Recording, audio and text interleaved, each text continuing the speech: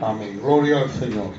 Vamos a abrir, hermanos, la Biblia en 1 Corintios, capítulo 12.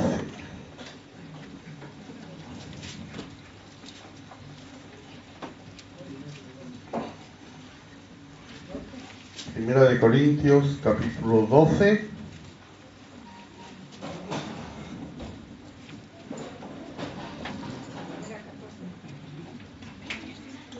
Y vamos a leer del versículo 1 al versículo 11. Primera de Corintios 12, del 1 al 11. Amén. Dice: no quiero, hermanos, que ignoréis acerca de los dones espirituales.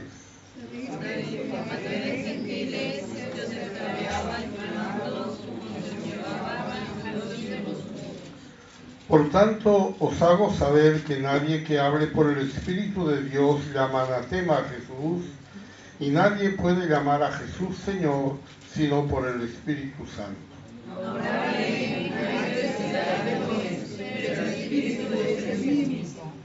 Y hay diversidad de ministerios, pero el Señor es el mismo.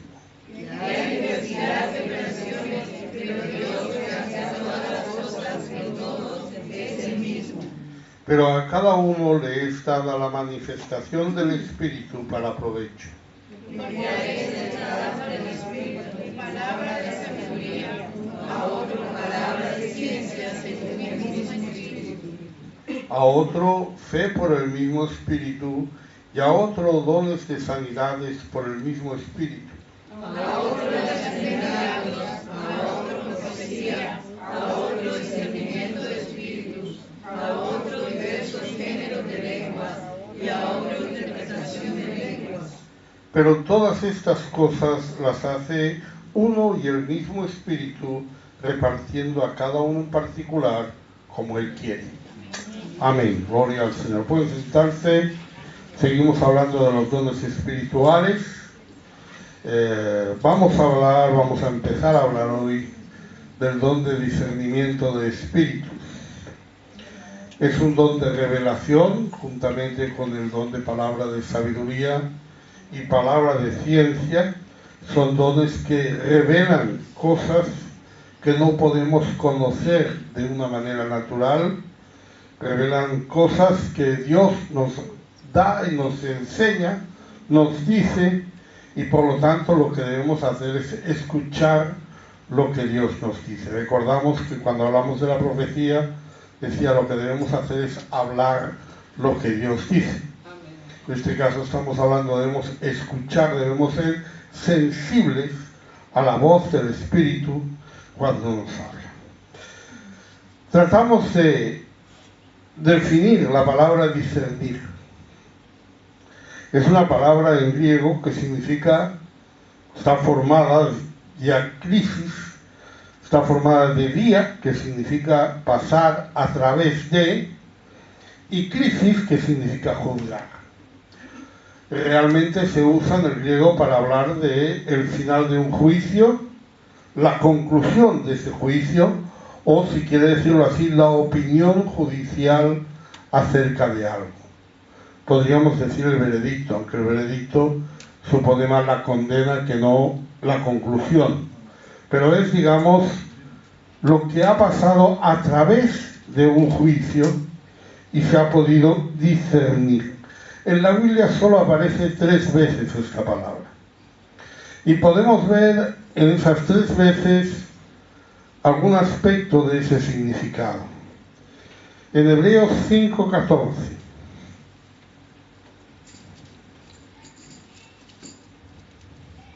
Pero el alimento sólido es para los que han alcanzado madurez, para los que por el uso tienen los sentidos ejercitados en el discernimiento del bien y el mal. En el discernimiento del bien y el mal, es decir, delante de una situación, nosotros juzgamos y a través de ese juicio llegamos a una opinión de que eso es bueno o eso es malo, ¿verdad? Eso es lo que significa discernir, llegar a ese conocimiento. También en Romanos 14:1,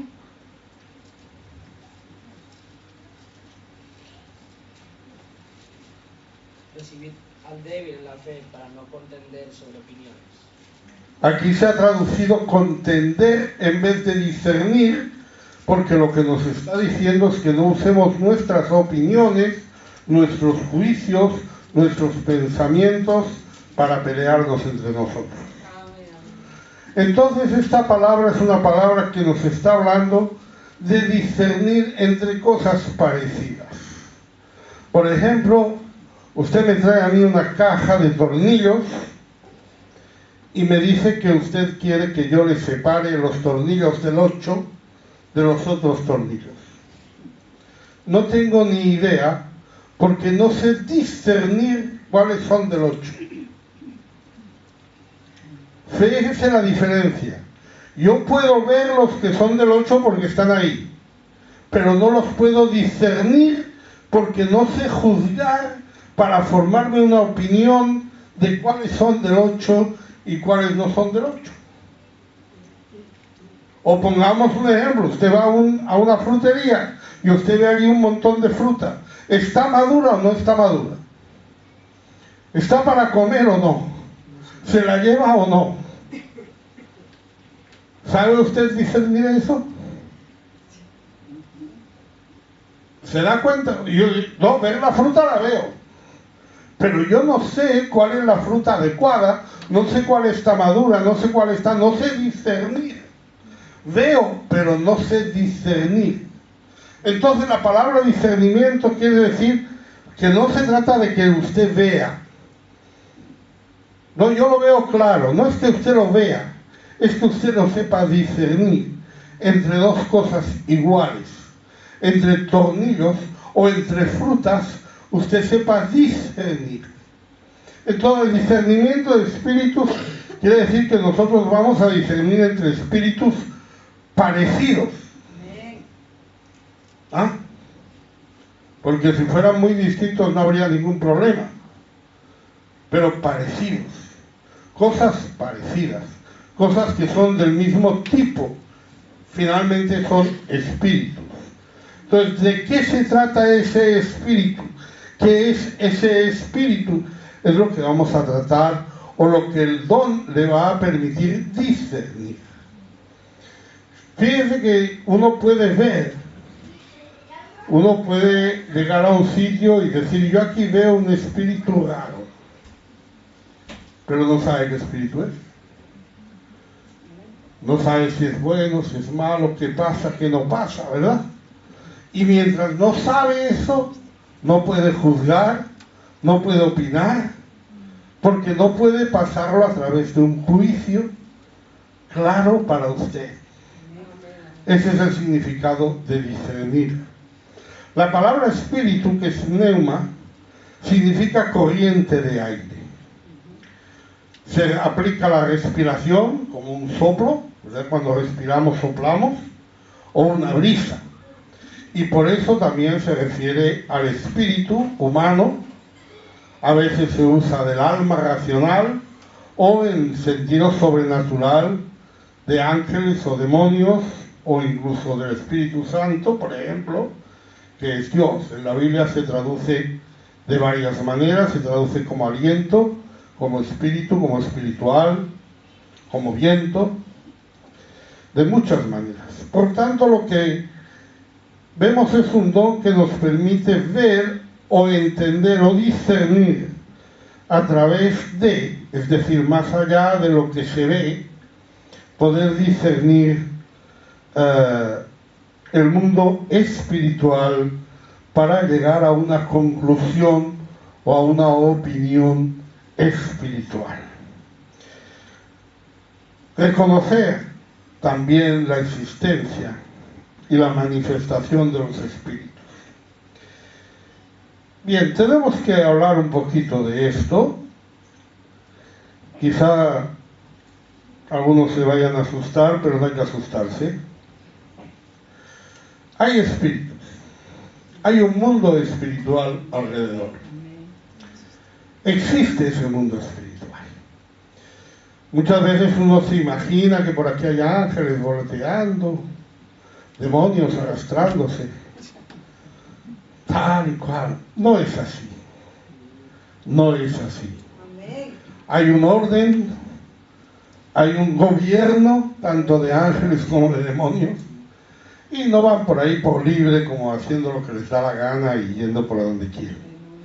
Pero hay 4 agentes espirituales que nos afectan a nosotros. Esos 4 agentes son los ángeles de Dios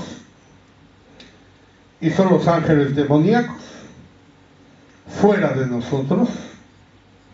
Dentro de nosotros está el espíritu humano nuestro y está el espíritu de Dios para el que lo haya recibido. Esas 4 cosas son lo que tenemos que tratar de discernir. El don nos lo permitiría de una manera sobrenatural, pero también de una manera natural. Nosotros tenemos que aprender a discernir. Cuando usted tiene una oportunidad, cuando a usted le sale una oferta de algo, usted tiene que pensar que esa oferta tal vez pueda ser un estorbo para su vida espiritual, que tal vez esa oferta no está viniendo de Dios, que tal vez no le conviene. Todo eso tenemos que ver. No vamos a hablar de esas criaturas que se llaman ángeles. No vamos a hacer un estudio de los ángeles, porque eso sería otro estudio. O sea, tendríamos que durar 15 días o 15 domingos con esto. Pero un poquito por encima. La palabra ángel significa mensajero. Así de simple. Alguna vez se traduce mensajero también, y es tanto en griego como en hebreo, la palabra ángel significa mensajero. Se mencionan en 34 de los 66 libros de la Biblia. Son seres reales. El Antiguo Testamento habla de los ángeles más de 100 veces. En el Nuevo se mencionan más de 160 veces, y eso que es 3 veces más corto. Y nunca se presentan como alucinaciones o como algo etéreo, sino como seres reales. Es decir, algo existente. Sabemos que los ángeles, conforme a la palabra, fueron creados por Dios como todo lo demás que existe. Del Salmo 148, del 1 al 5,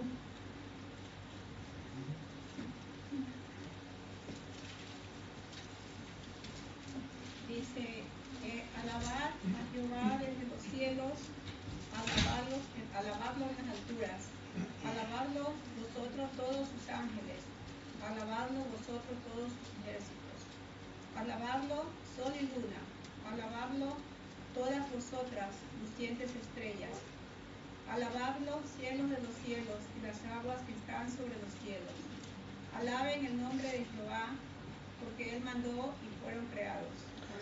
Alabadle vosotros, alabadle el sol, la luna, los ángeles, los ejércitos, todos fueron creados. Él mandó y fueron creados. Y como toda la creación de Dios, fueron creados santos, en la santidad de los cielos, en la santidad celeste y superiores al hombre. Incluso se le llama Elohim. Elohim significa Dios, pero está formado por palabras que significan algo sobrenatural, algo superior.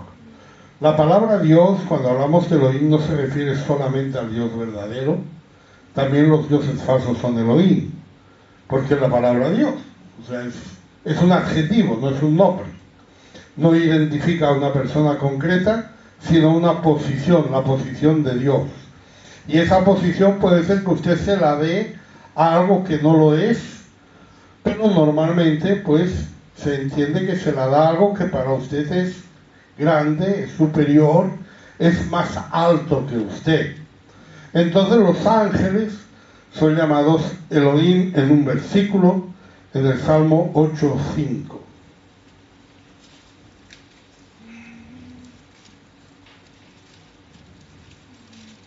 Hecho poco menor que los ángeles, y lo coronaste de gloria y de honra. Aquí en hebreo la palabra que se usa es Elohim.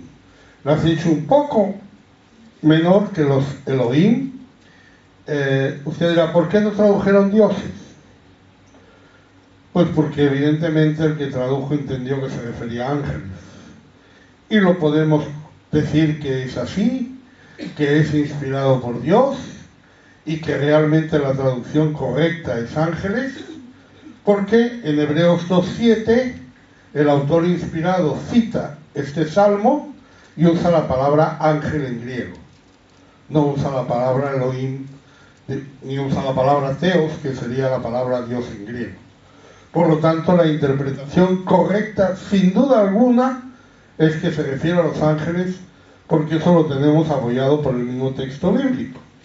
Cuando se cita en el Nuevo Testamento, el escritor, inspirado por Dios, cita, le hiciste un poco menor que los ángeles, cuando habla del hombre.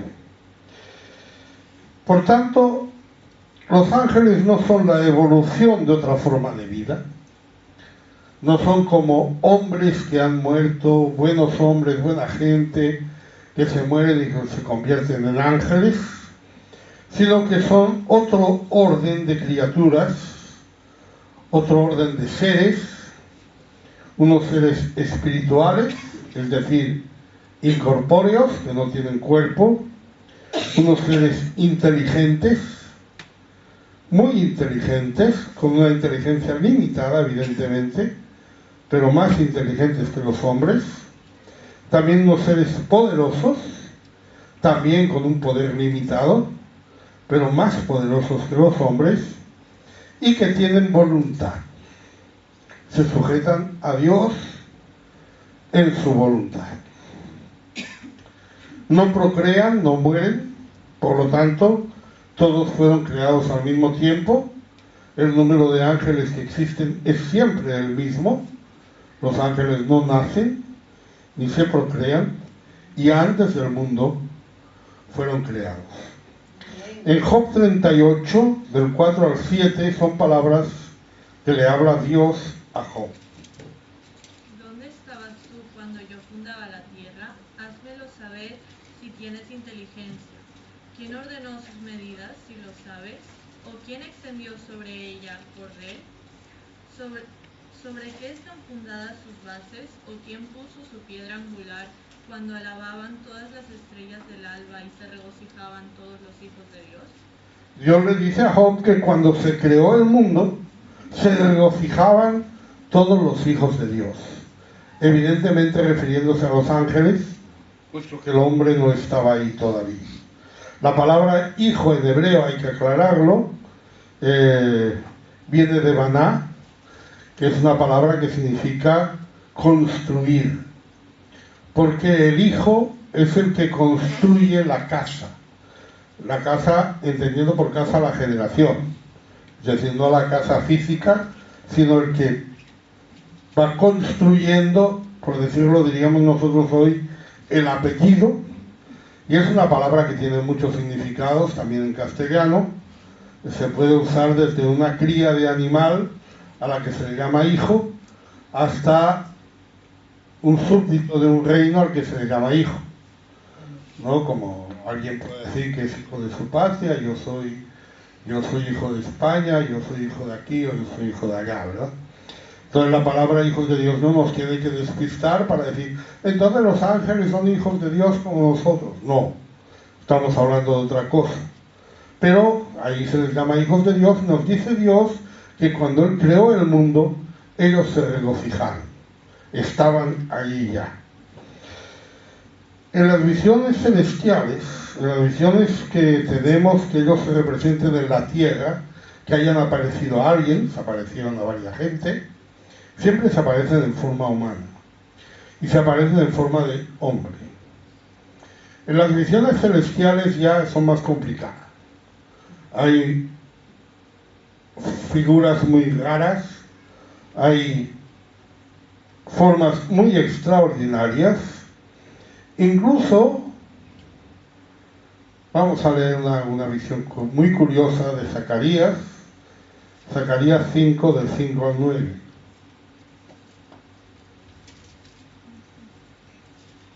Y salió aquel ángel que hablaba conmigo y me dijo, alza ahora tus ojos y mira qué es esto que sale. Y dije, ¿qué es?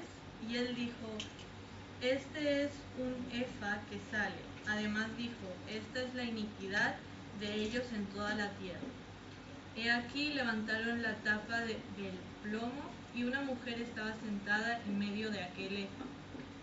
Y él dijo, esta es la maldad y la echo dentro del efa. Y echó la mesa de plomo en la boca del efa. Y alcé luego mis ojos y miré, y aquí dos mujeres que salían y traían viento en sus alas, y tenían alas como de cigüeña, y alzaron el efa entre la tierra y los cielos. Dos mujeres que salían, la única vez que son mujeres las que representan a los ángeles en toda la Biblia. Por eso dije que era un texto curioso. Ajá.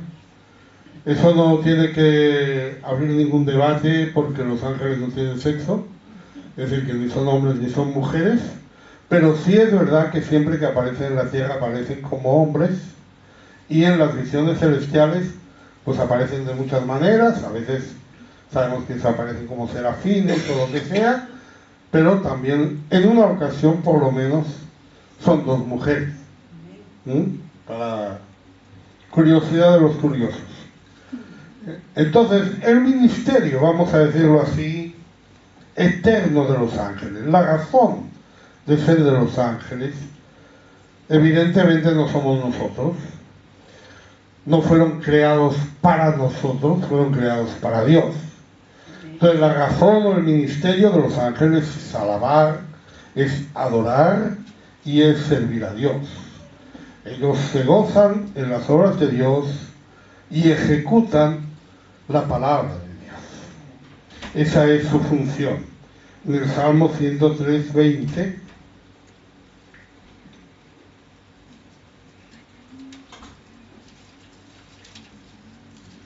bendecid a Jehová a vosotros sus ángeles, poderosos en fortaleza, que ejecutáis su palabra, obedeciendo a la voz de su precepto. Los ángeles, ya dije, son poderosos, tienen poder, ellos son poderosos y ellos se encargan de ejecutar la palabra de Dios, obedeciendo porque tienen voluntad. Entonces no son como robots que están ahí programados, sino que ellos están obedeciendo a la voz de Dios, a lo que Dios les pide. En relación a nosotros, en relación a la salvación del hombre, en relación al hombre, pues los ángeles se aparecen en los momentos más cruciales. Dios los usa en los momentos más cruciales. Ya hemos visto que, por ejemplo, en la creación, pues los ángeles estaban allí y estaban gozándose de lo que estaban viendo. Cuando alababan todas las estrellas del alba y se regocijaban todos los hijos de Dios. También cuando fue entregada la ley a Moisés, aparecen los ángeles en Gálatas 3:19.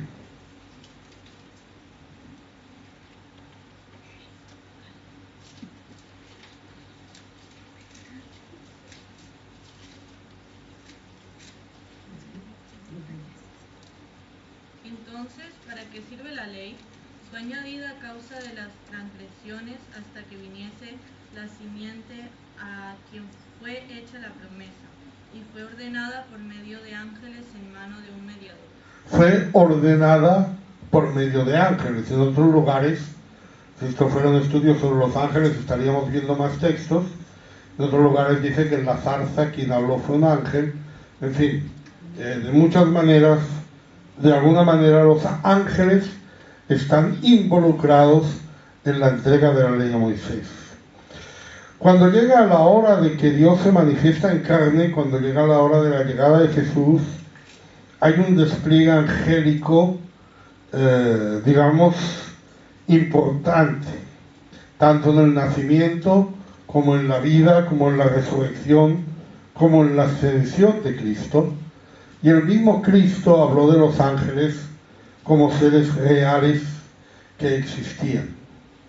En Hebreos 1, 5 y 6, porque ¿a cuál de los ángeles dijo Dios jamás? Mi hijo eres tú, yo a él padre y él me será a mi hijo. Y otra vez, cuando introduce al primogénito en el mundo, dice, adórenle todos los ángeles de Dios. Adórenle todos los ángeles de Dios. ¿A quién? Al Hijo. Aquí hay un problemita para los que piensan que el Padre y el Hijo no son el mismo. Porque si todos los ángeles de Dios adoran al Hijo, ¿quién adora al Padre? Hay un mandamiento ahí que nos diría, es curioso que se dé ese mandamiento. ¿Por qué se da ese mandamiento? Porque evidentemente la figura del Hijo, la personalidad del Hijo, da a pensar que no es el Padre. Entonces los ángeles reciben un mandamiento claro de decir, adórenle, porque este es Dios, este es el Hijo. Podemos hablar de esas apariciones, no las vamos a leer, porque no tenemos el propósito de hablar de los ángeles en este estudio, pero por ejemplo, a Zacarías el ángel Gabriel le anunció el nacimiento de Juan el Bautista. A María el ángel Gabriel le anunció el nacimiento de Jesús. A José un ángel se le apareció en sueños para que aceptara a María como esposa. En el campo una multitud de pastores, unos pastores vieron una multitud de ángeles que estaban alabando y les dijeron que fueran a adorar a Jesús. Después a José en sueños se le aparece un ángel para decirle que huya a Egipto. En Egipto también para que regrese de Egipto a la muerte de Herodes. Después de la tentación de Jesús nos dice que ángeles le servían. En Getsemaní, cuando él sudaba gotas de sangre, nos dice que vino un ángel para fortalecerle. Ángeles estaban en el sepulcro, pudieron ver ángeles a un lado y al otro de la tumba. Ángeles anunciaron la resurrección de Cristo a las mujeres que fueron al sepulcro. Y ángeles también estaban en la ascensión para decirle a los apóstoles, ¿por qué estáis aquí mirando al cielo? Sí, hubo un despliegue muy importante angélico durante el tiempo que Jesús estuvo en la tierra. Esa era la misión de ellos en la manifestación en carne de Jesús, porque en todo lo que concierne a la salvación del hombre, los ángeles están allí involucrados. En el establecimiento de la iglesia, o en la iglesia, los ángeles están involucrados. En Hebreos 1:14, enviados para servicio a favor de los que serán herederos de la salvación. Espíritus ministradores para servicio a favor de los que son herederos de la salvación. Así que si usted necesita algo, usted puede pedirle a un ángel que lo haga. No. Los ángeles no van por libre. Tienen que orar al Señor. El Señor verá si usa un ángel o no usa un ángel. Pero nosotros no podemos pedir a un ángel, ni llamar a un ángel, ni invocar a un ángel, ni nada. O sea, los ángeles se están moviendo de acuerdo a la voluntad de Dios, obedeciendo a la voz de su precepto. Entonces, si usted necesita algo, usted pide al Señor, y el Señor verá cómo lo hace, pero Él puede usar ángeles, porque los ángeles están para servicio de los herederos de la salvación. La primera vez que los vemos actuar es en Hechos 5, 18 y 19.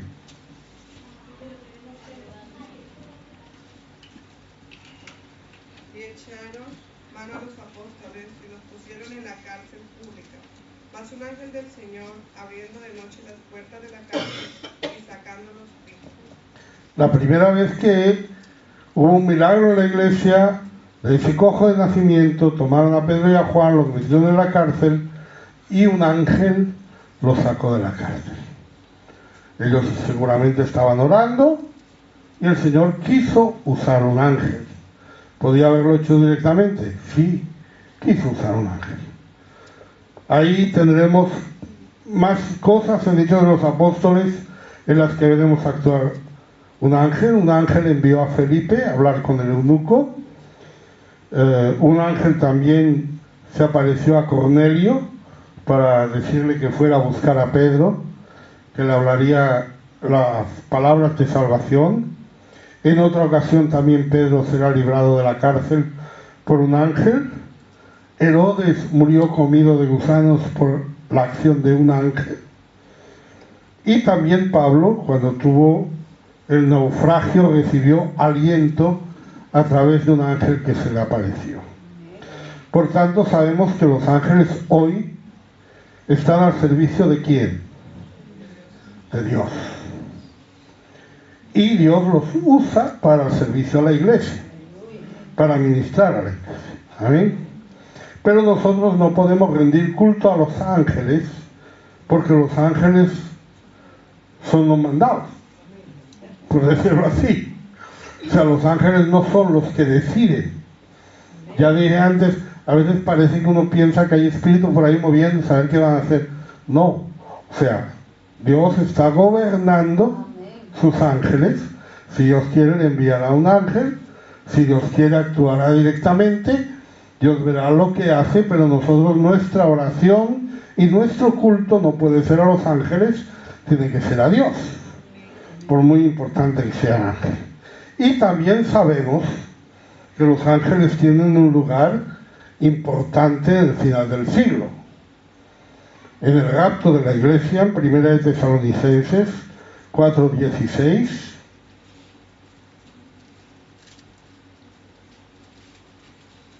porque el Señor mismo, con voz de mando, con voz de arcángel y con trompeta de Dios, descenderá del cielo, y los muertos en Cristo resucitarán primero. habrá voz de arcángel. No sabemos a qué se refiere, seguramente se va a usar ese tipo de ángel para el rapto de la iglesia.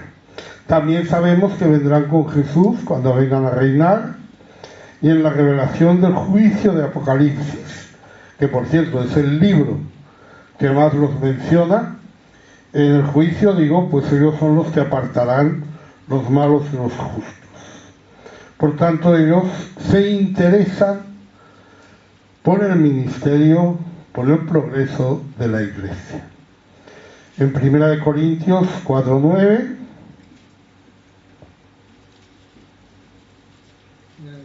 porque según pienso, Dios nos ha exhibido a nosotros, a los apóstoles, como postreros, como sentenciados a muerte, pues hemos llegado a ser espectáculo al mundo, a los ángeles y a los hombres. somos hechos espectáculo a los ángeles. Vemos a los ángeles pendientes de lo que sucede y pendientes de lo que Dios necesite para ayudar a la iglesia o para servir a la iglesia. Por eso vemos cómo ellos ejecutan la respuesta a la oración de la iglesia por la liberación de Pedro, y Pedro sale. Ellos ayudan a ganar almas, ellos se aparecen a Felipe para que vaya a hablar con el eunuco, ellos aparecen a Cornelio para que sea salvo, y sabemos que los ángeles se gozan por cada pecador que se arrepiente. También ellos dan ánimo a Pablo en el naufragio. Por lo tanto, vemos que los ángeles están ahí pendientes de la iglesia y pendientes de lo que Dios vaya a obrar a través de ellos.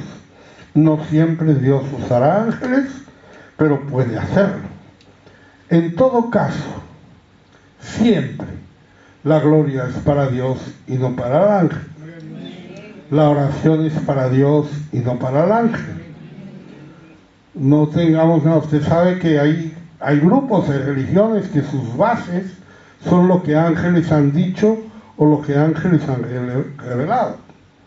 Entonces eso ya nos dice que eso no viene de parte de Dios.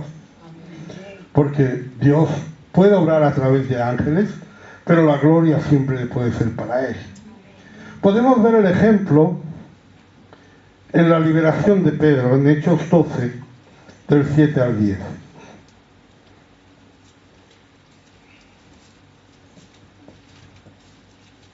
he aquí que se presentó un ángel del Señor, y la luz resplandeció en la cárcel, y tocando a Pedro en el costado, le despertó, diciendo: levántate pronto, y las cadenas se le cayeron de las manos. Le dijo el ángel: cíñete y átate las sandalias, y lo hizo así. Y le dijo: envuélvete en tu manto y sígueme. Y saliendo le seguía, pero no sabía que era verdad lo que hacía el ángel, sino que pensaba que veía una visión. Habiendo pasado la primera y la segunda guardia, llegaron a la puerta de hierro que daba a la ciudad, la cual se les abrió por sí misma. Y salidos pasaron una calle, y luego el ángel se apartó de él. Cuando mataron a Jacobo, el primer mártir de la iglesia,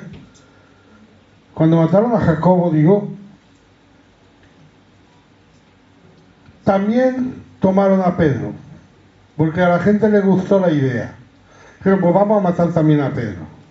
Metieron a Pedro en la cárcel. Pedro estaba ahí condenado a muerte, lo iban a matar, y nos sorprende que un Pedro que está pendiente de que lo maten al día siguiente esté durmiendo.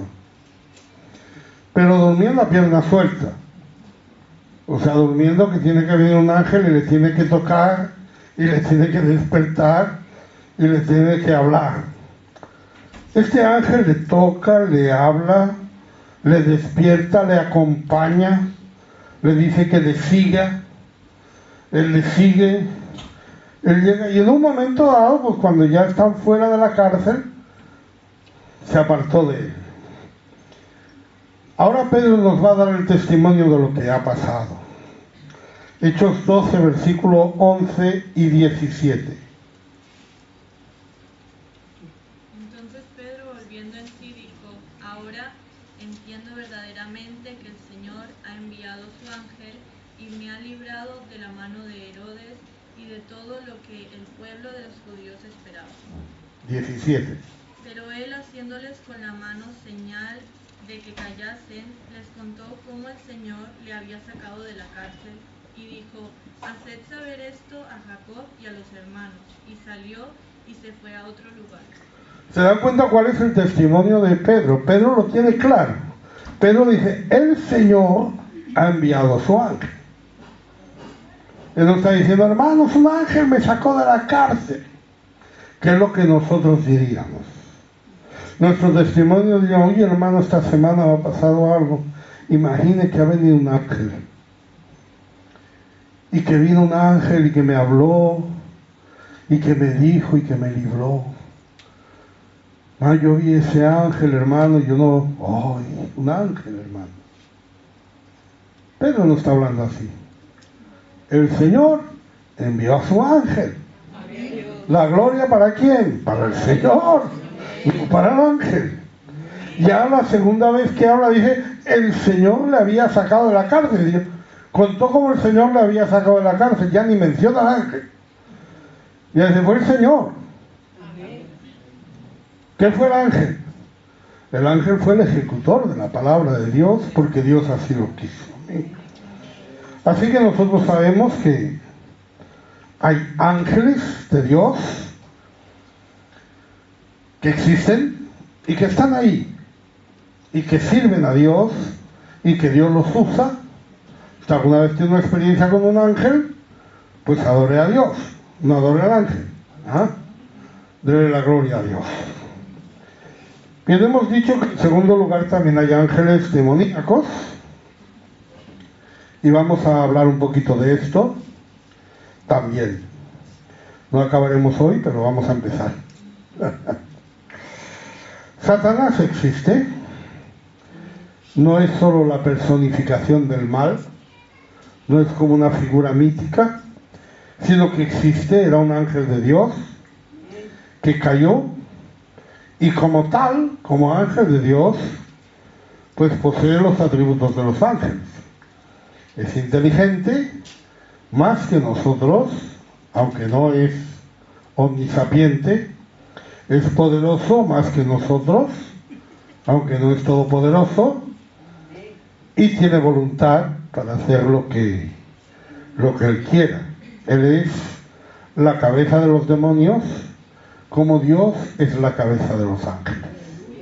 Por eso cuando alguien tiene un problema, pues uno puede decir que Satanás le está atacando, pero Satanás le estará atacando a través de un ángel, porque Satanás no puede estar en todas partes a la vez, ¿no?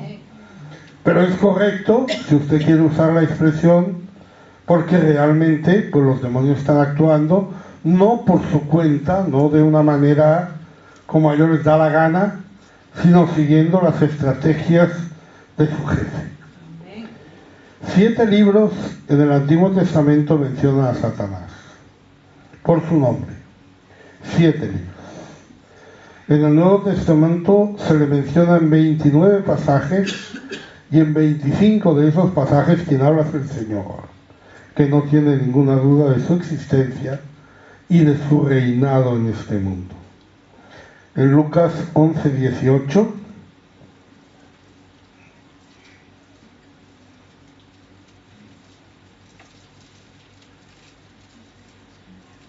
Si también Satanás está dividido contra sí mismo, ¿cómo permanecerá su reino? Ya que decís que por Belcebú hecho fuera los demonios. Cuando le acusaron de echar fuera a los demonios por el príncipe de los demonios, fíjense la idea, ¿no? Está claro que si Satanás puede ordenar a un demonio que entre, también puede ordenar al demonio que salga, ¿verdad? Entonces esa idea para los judíos era bastante evidente, y cuando vieron que alguien estaba echando fuera demonios, pensaron que era porque tenía la autoridad del príncipe de los demonios, de Belcebú. Y Jesús no se lo discute. Jesús no les dice, no digáis tonterías, que Satanás no existe, no digáis tonterías, que Satanás no puede sacar demonios. No, solamente dice, hombre, pensar que eso sería Satanás dividido contra sí mismo. Pues la razón de eso es porque él, cuando echaba fuera a los demonios, era para gloria de Dios. Entonces, si la gente glorificaba a Dios porque Jesús sacaba fuera a los demonios, y ese hubiera sido por el príncipe de los demonios, Satanás hubiera estado metiendo la pata, porque estaría sacando demonios para darle la gloria a Dios, lo cual no tendría ningún sentido. El argumento de Jesús, por lo tanto, está reconociendo que hay un reino, por decirlo así, del diablo, que es el que domina sobre los demonios. También es importante que sepamos que el infierno, la condenación, está preparada para el demonio. En Mateo 25:41.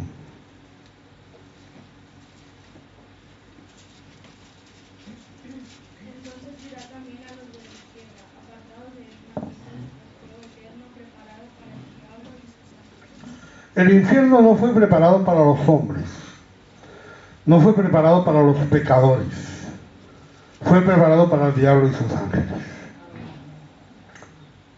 Es verdad que para allá irán los que no sean salvos, pero no, nadie diga que Dios preparó un infierno para el hombre, porque para Dios ese infierno fue preparado, pero fue para esos ángeles. En este momento no están aquí. No están aquí. Están aquí. ¿Ah? En este momento todavía no han sido echados al lago de fuego. Esto lo vería usted en Apocalipsis, al final de los tiempos, cuando ellos serán echados al lago de fuego. Pero en este momento el diablo y los ángeles no están allá. Ahora mismo el diablo tiene una posición en este mundo. Tiene una posición, digamos, de gobierno en este mundo, una posición de, ¿cómo digo yo?, de preeminencia en este mundo, que se la ha dado el hombre, porque el hombre fue creado para señorear en este mundo, y el hombre en su señorío de este mundo le ha entregado al diablo, pues, digamos, la llave. De esa manera nosotros tenemos su posición en el mundo, no en el cielo, no en el infierno, su posición en el mundo. Juan 12:31.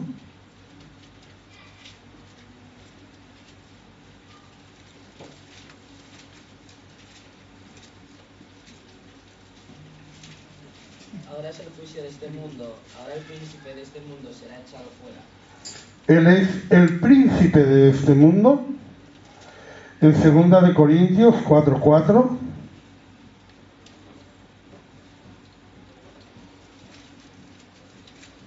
En los cuales el Dios de este siglo cegó el entendimiento de los incrédulos para que no les resplandezca la luz del evangelio de la gloria de Cristo, el cual es la imagen de Dios.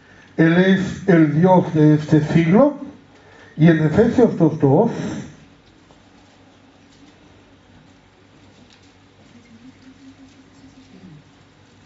En los cuales anduvisteis en otro tiempo siguiendo la corriente de este mundo, conforme al príncipe de la potestad del aire, el espíritu que ahora opera los hijos de desobediencia. El príncipe de la potestad del aire. Su lugar en este momento, el diablo está aquí. Está en la tierra, está influyendo en gobiernos, está influyendo en personas, está influyendo en muchas actividades. Los que conocemos la voluntad de Dios podemos darnos cuenta, porque vemos que se están aprobando cosas completamente contrarias a la voluntad de Dios y por lo tanto inspiradas por ese príncipe de este mundo o por ese Dios de este siglo, pero Él está aquí en este momento. En esta tierra, quiero decir, no en este lugar, ¿eh?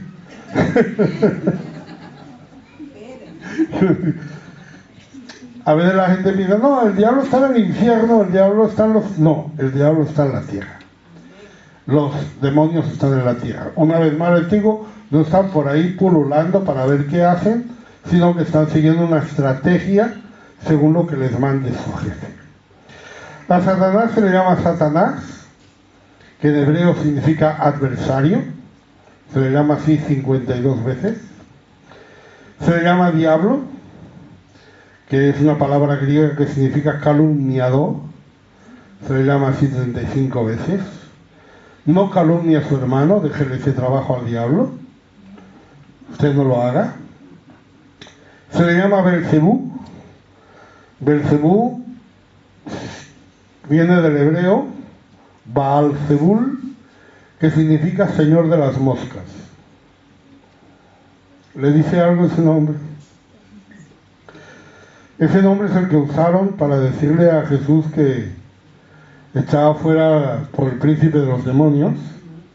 Belcebú es el príncipe de los demonios, es la palabra que se usa para designar al príncipe de los demonios, y realmente es probablemente una burla de parte de los judíos.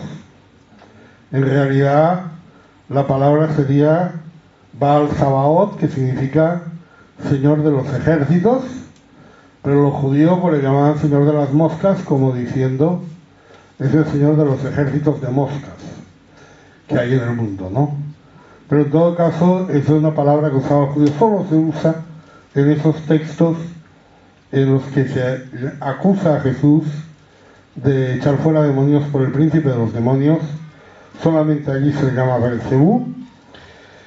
También en una ocasión se le llama Belial, es también una palabra griega, aunque está tomada del hebreo, que significa perversidad o malicia, y solamente aparece en un texto de Corintios. Aparte de esto, se le llama serpiente, porque esa fue la primera forma en que se manifestó en el huerto del Edén, se apareció como una serpiente. Y también se le llama en el futuro dragón, que será la última de sus manifestaciones o formas en que se manifestará y que indica ferocidad en esa última manifestación. Pensemos que a Eva no se le apareció de una manera muy fiera, se le apareció más bien como astuto, como alguien, digamos, suave, ¿no? Pero en Apocalipsis se presenta como dragón, como alguien poderoso. Su origen, de acuerdo con algunos textos de la palabra, vuelvo a decir, no lo vamos a leer, porque si no esto sería un estudio sobre Satanás que nos llevaría también otros 15 semanas. Él fue creado perfecto, fue creado con una gran autoridad. Él era querubín. Los querubines son los guardianes de la santidad y del trono de Dios, y probablemente pues él fuera jefe de querubines o algo por el estilo. Estaba investido de poder, de mucho poder. La Biblia lo menciona simbólicamente como vestido con ropas muy lujosas cuando fue creado. En otras palabras, él fue lo mejor de la creación angélica, el mejor ángel, digámoslo así, de la misma manera que el hombre es lo mejor de la creación terrestre. Él ocupaba ese lugar en los cielos. En Ezequiel 28:15,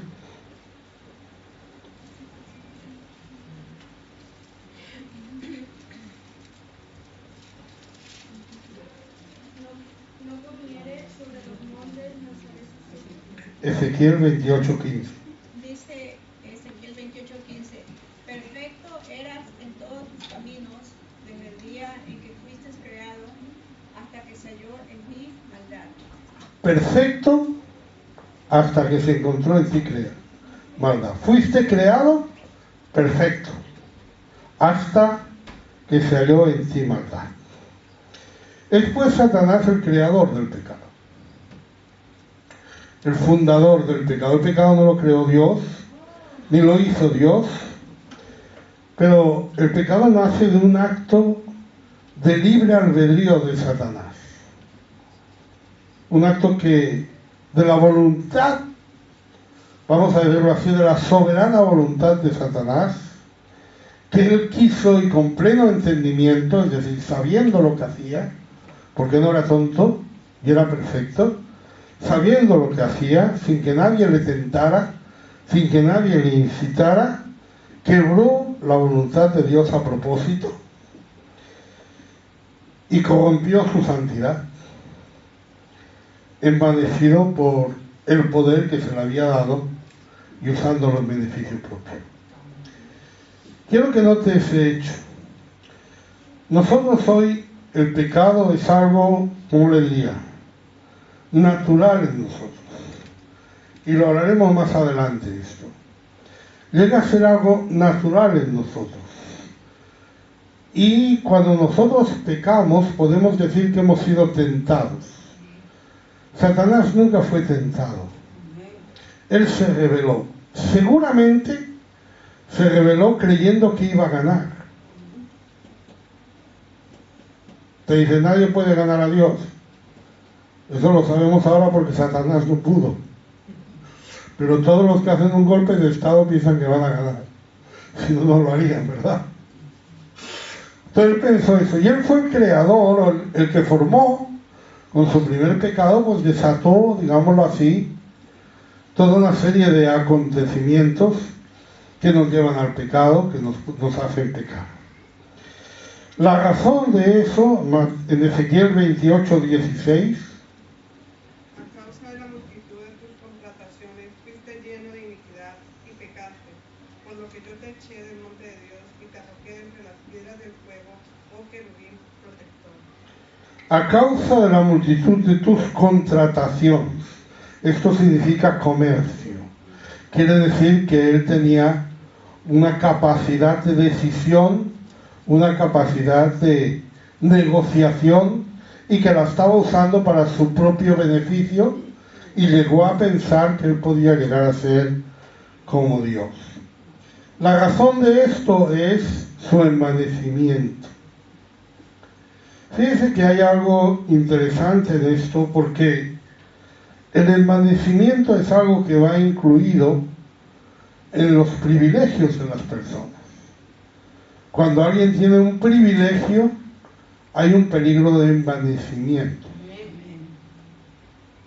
si no está preparado para ese privilegio, ¿verdad? Cuando alguien tiene un poder, hay esa capacidad. Incluso cuando Pablo le dijo a Timoteo que buscara gente idónea para gobernar la iglesia, para ser anciano, él le dice, no un neófito, no una persona nueva, no una persona que no tenga experiencia en las cosas de Dios, pero le dice, no sea que envaneciéndose, porque llegó nuevo y se le dio mucho privilegio, llegó nuevo, se le brindó mucha oportunidad, y dice, no sea que envaneciéndose caiga en la condenación del diablo, que es la vanidad, el envanecimiento. Así que cuando nosotros miramos lo que está pasando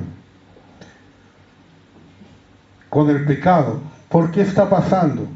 Porque hay un príncipe en este mundo, hay un Dios de este siglo. Va a seguir pasando. Va a dejar de pasar cuando llegue el Señor. Va a seguir pasando. No nos sorprenda, porque eso va a ser así. El propósito del diablo es oponerse a la salvación del hombre, porque sabe que él no puede ser salvo, sabe que él está condenado. En Génesis 3:5,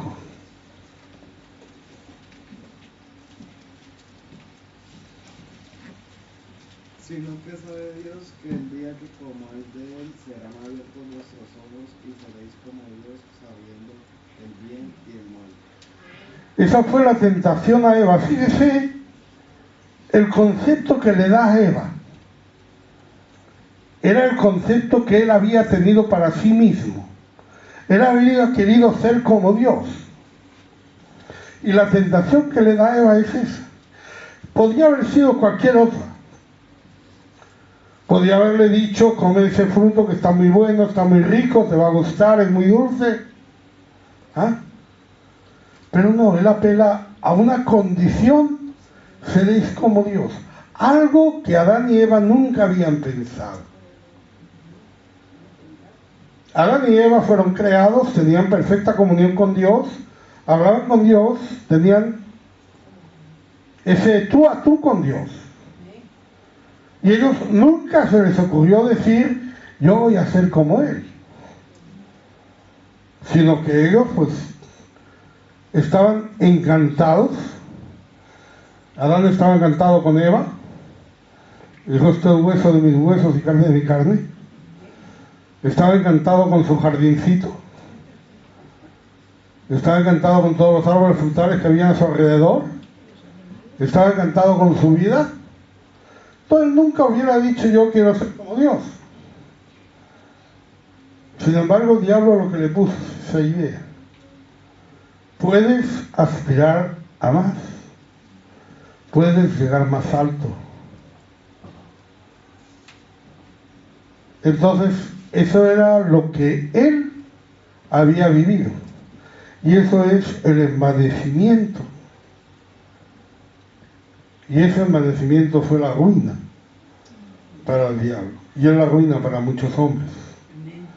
Y por ese envanecimiento, pues, tenemos lo que tenemos hoy en el mundo. ¿Amén?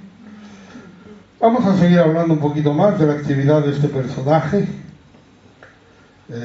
Ya digo que no es un estudio completo sobre él, porque no es el propósito, pero es para que usted sepa lo que hay alrededor. Usted sepa lo que tiene que discernir. No todo lo que le viene de Dios. No todo lo que siente lo siente de Dios. No todo lo que cree lo cree de Dios. Tiene que saber discernir de dónde viene. ¿Amén? Gloria al Señor. Vamos a cantar. Aleluya.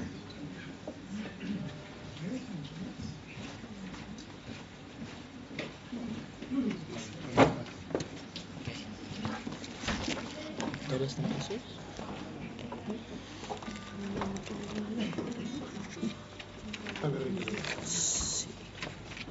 En re mayor.